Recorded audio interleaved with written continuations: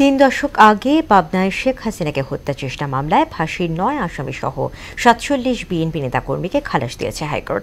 এদিকে রায় ঘোষণার পর অ্যানেক্স ভবনের সামনে প্রেস ব্রিফিংয়ের সময় বিএনপি কর্মীদের হামলার শিকার হয়েছেন সাংবাদিকরা। গুরুতর আহত এটি নিউজের সিনিয়র রিপোর্টার জাবেদ আক্তারকে হাসপাতালে ভর্তি করা হয়েছে। বিস্তারিত কাজী পাপ্পু রিপোর্টার।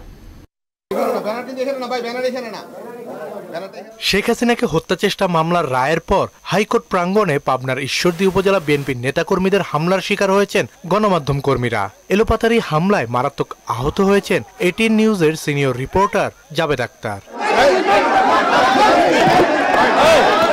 আহত জাবেদকে সুপ্রিম কোর্ট আইনজীবী সমিতির অ্যাম্বুলেন্সে করে হাসপাতালে নেওয়া হয়। প্রতিবাদে আইনজীবীদের সংবাদ সম্মেলন বর্জন করেন গণমাধ্যম কর্মীরা। বুকের মধ্যে খুব মাথা ব্যথা করছে, খুব প্রচন্ড রকম মাথায় এই ছোট গলা শুকায় আসতেছে। একটা রিপোর্টারকে আমরা সবাই দাঁড়ানো ছিলাম, বলছে যে তোরা কারা। আমি শুধু ওনাকে বলছি যে আপনি কে, এমন না আমি তুই করে কথা বলছি, কিচ্ছু না, জাস্ট প্রতিবাদ জানানো।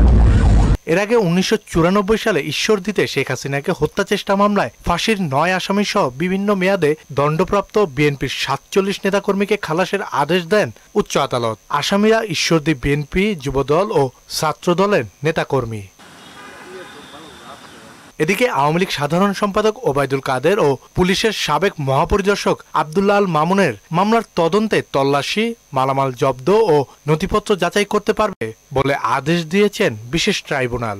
১৯৭৩ সালের আইন, যেটি ২০০৯ সালে অ্যামেন্ড করা হয়েছিল, সেই আইনে তদন্তকারী কর্মকর্তাকে এর এক্সক্লুসিভ পাওয়ার দেওয়া হয়েছিল। সে যে কোনো জায়গায় যে কোনো বিষয়ে তদন্ত করতে পারেন। কিন্তু ২০২৪ সালের অ্যামেন্ডমেন্টে এই তদন্ত, এই সার্চ এবং সিজের ব্যাপারে আদালতের পারমিশনের একটি শর্ত জড়িয়ে দেওয়া হয়েছে, যার কারণে তদন্তকারী কর্মকর্তার ট্রাইব্যুনালের অনুমতি নেওয়া লাগছে।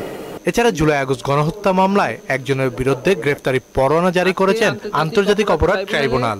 ABM ফজলে করিম চৌধুরী, ওনার বিরুদ্ধে প্রোডাকশন ওয়ারেন্ট জারি করেছেন মাননীয় ট্রাইব্যুনাল। আগামী ১৬/২/২০২৫ তারিখে ট্রাইব্যুনালে হাজির করার জন্য নির্দেশ প্রদান করেছে। কাজী পাপ্পু, মোহনা সংবাদ, ঢাকা।